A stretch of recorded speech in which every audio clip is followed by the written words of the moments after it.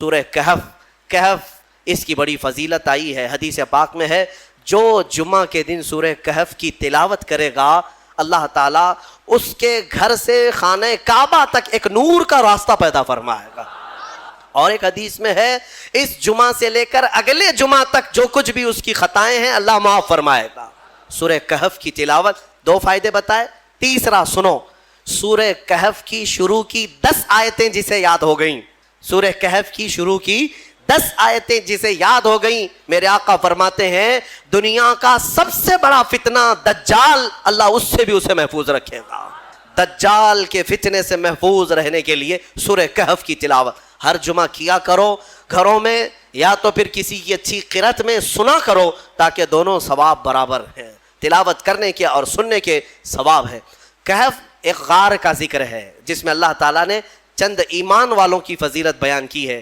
عیسیٰ علیہ السلام کے زمانے کے 300 سال بعد، آپ کو آسمانوں سے اوپر اٹھا لیے جانے کے 300 سال بعد لوگوں میں عقیدہ بگڑ گیا تھا. ایک بادشاہ آیا تھا جس کا نام دقیانوس تھا، اور وہ ظالم تھا اور وہ لوگوں کا عقیدہ بدل رہا تھا، اور یہاں تک کہ وہ اپنے لیے سجدہ کرواتا، اپنی خدائی کا اعلان کر رہا تھا، یا پھر بتوں کی پرستی شروع ہو گئی. لیکن اس زمانے میں لوگ ڈر کے مارے گھر واپسی کرنے کی بات جیسے ہو رہی ہے ویسے ہی بادشاہ اپنے پیسوں کے بلبوتے ان کو یہ کہلاتے کہ تمہارا دین الگ ہے، تم الگ دین میں آئے تھے، واپس آ جاؤ. دھرم پریورتن بدل رہا تھا، کئی بدل چکے تھے. پیسوں کے لیے کچھ لوگ بدلتے ہیں، طاقت کے لیے کچھ لوگ بدلتے ہیں، ڈر سے کچھ لوگ بدلتے ہیں، لیکن جو اللہ والے ہیں وہ ہر زمانے میں قائم رہتے ہیں. بادشاہ کے کچھ وزیروں میں لوگ تھے جن کی تعداد 7 اور بعض روایتوں میں 8، اللہ بہتر جانتا ہے ان کی تعداد کتنی تھی. یہ الگ الگ لوگ تھے، یہ ایمان والے لوگ تھے جو اللہ پر ایمان رکھتے اور آخرت پر ایمان. اب وہ جو ذکر کرتا اسے مار دیا جاتا. تو ان لوگوں نے ایک دن مشورہ کیا کہ اس شہر کو چھوڑ کر ہم دور چلے جاتے ہیں، اپنے ایمان کی حفاظت کریں. اب یہاں ایمان بچانا بہت مشکل ہو گیا ہے، ورنہ بادشاہ کے سامنے سر جھکانا پڑے گا، شرک اور کفر کرنا پڑے گا. ہم چلتے ہیں شہر سے باہر. یہ ساتوں نے راتوں رات مشورہ کیا اور نکل پڑے. ان کے ساتھ ایک کتا ہو لیا، اصحاب کہف کا کتا کہا جاتا، ساتھ میں چلتا رہا. اور یہ لوگ آبادی سے بہت دور نکل کر باہر گئے، اور ایک غار تھا، اس غار میں ان لوگوں نے رات کو پناہ لی، سونے کے لیے چلے گئے. اور وہاں پر جب سونے کے لیے وہ لوگ گئے تو اللہ تعالیٰ فرماتا ہے فَضَرَبْنَا عَلَىٰ آذَانِهِمْ فِي الْكَهْفِ سِنِينَ عَدَدًا، ہم نے ان کے کانوں پر سالوں تک کے لیے نیند کو طاری کر دیا، سلا دیا ان کو رب تعالیٰ. وہ ایسی گہری نیند میں سو گئے کہ پھر اٹھے نہیں. دن گزرتے چلے گئے. بادشاہ کو کسی نے خبر کر دی کہ تیرے دربار کے یہ وزیر بھاگے ہیں. بادشاہ نے ڈھونڈنے کا حکم دیا، اور ڈھونڈتے ڈھونڈتے ان کے پیروں کے نشان سے وہاں غار تک لوگ پہنچ گئے. بادشاہ سے کسی ایک شخص نے کہا اس غار کے اندر یہ لوگ سو رہے ہیں. تو بادشاہ نے کہا ان کی سزا یہ ہے کہ اس غار کو اچھی طرح سے دیوار لگا کر بند کر دو، یہی ان کی قبر بن گئی، یہ کبھی باہر نہ آ سکے. ان کی سزا یہی ہے. دیوار تعمیر کر دی گئی اور غار کا منہ سب بند کر دیا گیا، وہ نکل نہیں سکتے تھے. اندر جیسے ہی وہ لوگ سو گئے، بادشاہ سزا دے کر چلا گیا. وہاں ایک چرواہا تھا، اس نے ان کا پورا واقعہ دیوار پر لکھ دیا. یہ کون لوگ تھے، ان کا نام کیا تھا، یہ کیوں اپنے شہر سے نکلے تھے، لکھ کر کے رکھ دیا. زمانے بدلتے گئے، مہینے، سال، اس کے بعد صدیاں، 300 سال گزر گئے. 300 سال گزر گئے تقریباً. 300 سال کے بعد اللہ تبارک و تعالیٰ نے دوبارہ انہیں اٹھایا. وہ جب اٹھے تو آپس میں ایک دوسرے کو دیکھنے لگے، پوچھنے لگے کتنی دیر ہو گئی سو کر کے. کسی نے کہا ہم رات کو آئے تھے صبح ہو گئی ہیں، کسی نے کہا صبح آئے تھے دوپہر ہوئی.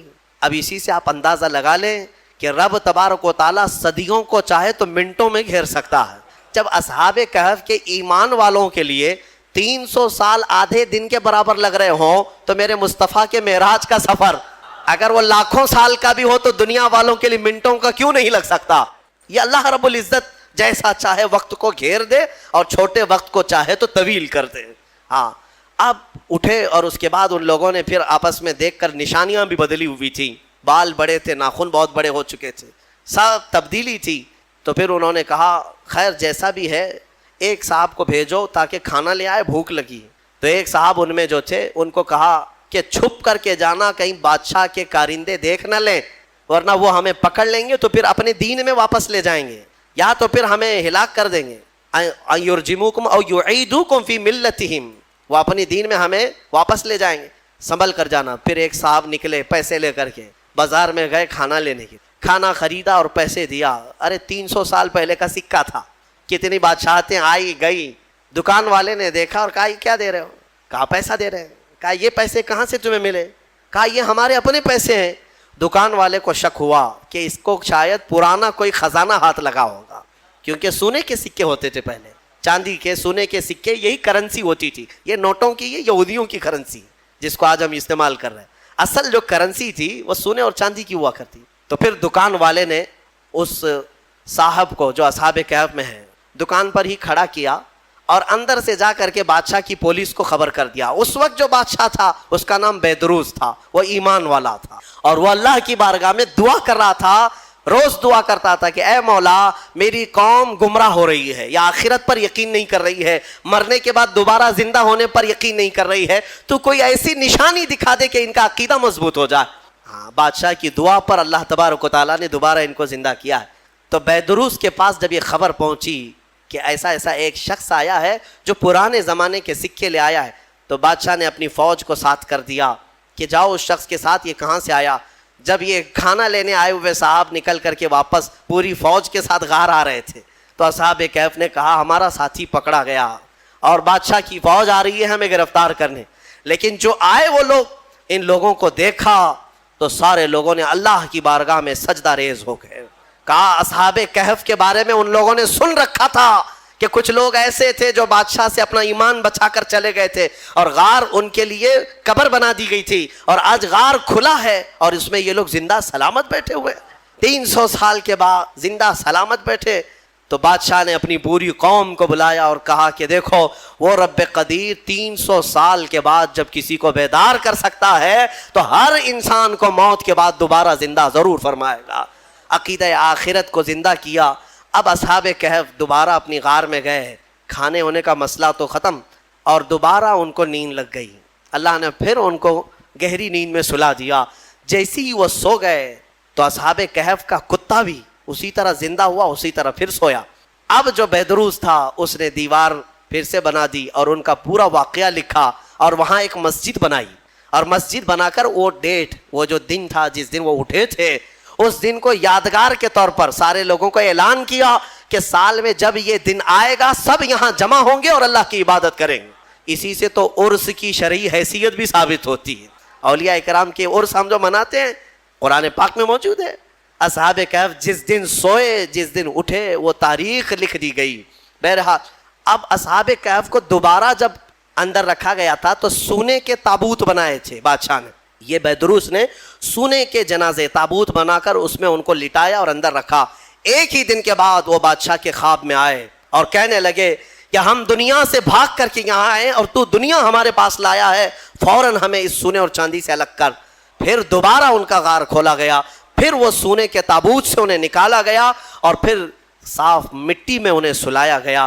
یعنی میرے عزیزو اندازہ کرو ان 7 لوگوں کے بارے میں کہیں قرآن میں یہ نہیں ہے کہ وہ نبی ہیں، وہ شہید ہیں، وہ صدیق ہیں، نہیں، بلکہ مولا فرماتا ہے وہ 7 نوجوان تھے جنہوں نے اپنا ایمان بادشاہ سے بچا کر اللہ پر یقین کر کے غار میں پناہ لی، تو اللہ نے ان کا تصرف اور طاقت اتنی عطا کی کہ ان کی سونے کے بعد بھی وہ جس کے خواب میں جائیں چلے جائیں اور 300 سال بعد جب چاہیں بیدار ہو جائیں۔ اب جن کے بارے میں صاف ثابت ہے کہ امت مصطفیٰ کی یہ اولیاء ہیں، صدیق ہیں، شہید ہیں، تو کیا وہ اپنی قبروں میں زندہ نہیں ہو سکتے؟ اور اگر صدیق شہید زندہ ہیں تو میرا مصطفیٰ بھی اپنی قبر میں زندہ ہے۔ رسول پاک صلی اللہ علیہ وسلم کی زندگی پاک کو کیا سمجھ سکتے؟ اصحاب کہف کا یہ جو واقعہ ہے یہ قرآن پاک میں بیان کیا گیا۔ عزیزان گرامی اب بھی اصحاب کہف اپنی غار میں سو رہے ہیں، اب بھی سو رہے ہیں، یہاں تک کہ حدیث میں ہے ہر عاشورہ کی محرم کی تاریخ کو یعنی 10ویں محرم کو وہ کروٹ بھی بدلتے ہیں، اور قرآن یہ کہتا ہے کہ سورج بھی ان کے اوپر سے جاتا ہے۔ وہ غار ایسی کیفیت میں، لوکیشن ایسا ہے اس غار کا کہ سورج جب جاتا ہے تو دوپہر کے وقت آتا ہے تو سورج اس طرف کو ہو جاتا ہے ڈھلنے کے وقت، گرمیوں میں اس طرف، ٹھنڈیوں میں اس طرف، اور مولا تعالیٰ قرآن میں فرماتا ہے کہ اللہ تعالیٰ نے ہر موسم کی سختی سے ان کو محفوظ رکھا ہے۔